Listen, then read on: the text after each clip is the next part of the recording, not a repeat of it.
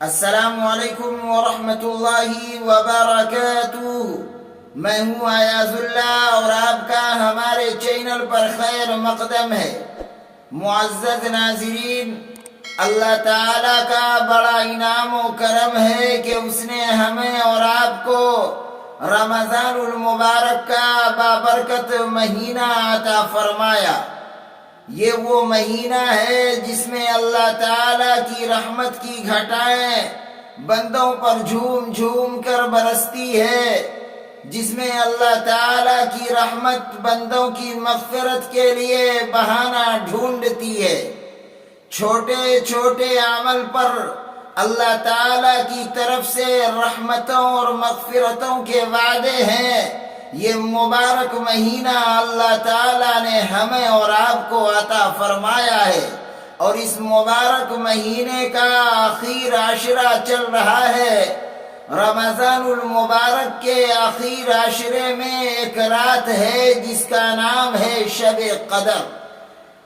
ارشاد فرمایا نبی کریم صلی اللہ علیہ وسلم نے کہ اللہ تعالیٰ عرش عظیم سے آسمان دنیا پر تشریف لاتے ہیں اور ندا دیتے ہیں، آواز دیتے ہیں، ہے کوئی ایسا روزے دار کہ جس کے روزے میں کمی ہو، آج وہ جھولی پھیلائے میں اسے برات کر دوں۔ ہے کوئی روزی مانگنے والا جو آج مجھ سے روزی مانگے میں اس کی روزی ملا دوں۔ ہے کوئی گناہوں میں ڈوبا ہوا ہے کوئی بدعمل جو آج میرے سامنے سچی توبہ کرے میں اس کی توبہ کو قبول کر لوں۔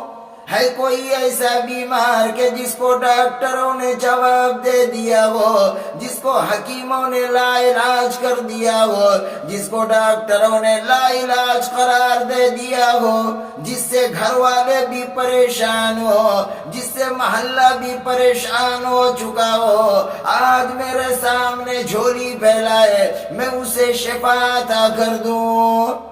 اللہ تعالیٰ فرماتے ہیں، او میرے بندے میں دینے کے لیے آیا، تو لینے کے لیے آ جا۔ اللہ تعالیٰ عرش عظیم سے آسمان دنیا پر تشریف لاتے ہیں، فرشتوں کی فوج کو دنیا کے اندر بھیجتے ہیں، مگر امت کا حال یہ ہے کہ اس رات بھی مانگنے پر آمادہ نہیں۔